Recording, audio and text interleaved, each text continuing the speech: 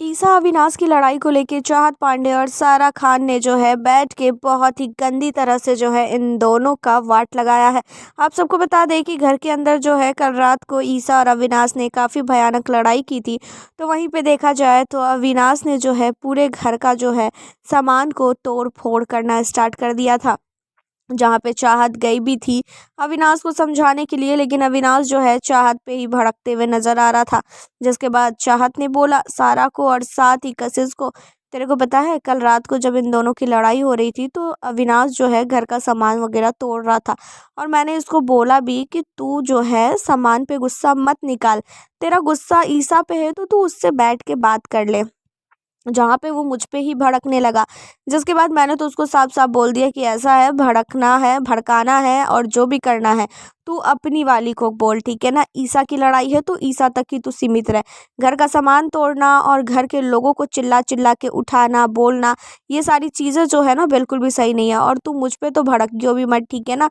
मैंने तेरे को कुछ बोला है और ना ही मैं बोलूँगी, ठीक है ना? और तू ना मेरे पास ज़्यादा यहाँ पे ओवर एक्टिंग मत कर।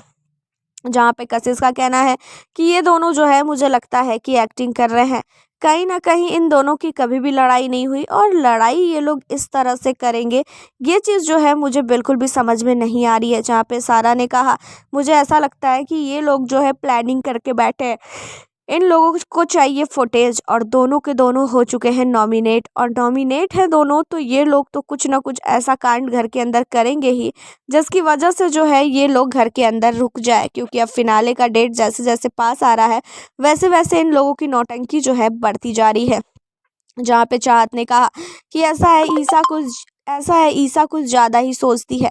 अगर ईसा की जगह मैं होती और मेरा बंदा अगर बोल रहा होता कि हाँ मेरे और कशिश के बीच में कुछ नहीं है, बस हम लोगों ने मजाक किया है, हम लोगों ने बस ऐसे ही नॉर्मल सी फ्लर्टिंग की है, तो मैं भाई अपने बंदे का ही साथ देती। मैं कभी भी जो है ना ये नहीं सोचती कि मेरा बंदा जो है गलत है।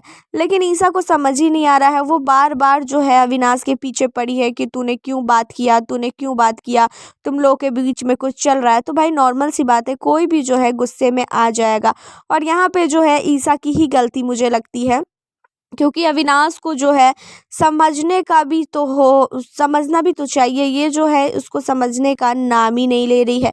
अविनाश को ना बोलने देती है कुछ, वो समझाने की कोशिश कई बार लड़का कर रहा है, लेकिन ये जो है उसको ना समझा रही है और ना समझ रही है उसकी बातों को। जहाँ पे जो है कशिश ने और सारा ने बोला कि ऐसा है, इन लोगों की ये प्लानिंग है, इन लोगों की ये नौटंकी है, ठीक है ना? इन दोनों के चक्कर में अगर रहेगी ना तो तू पागल हो जाएगी।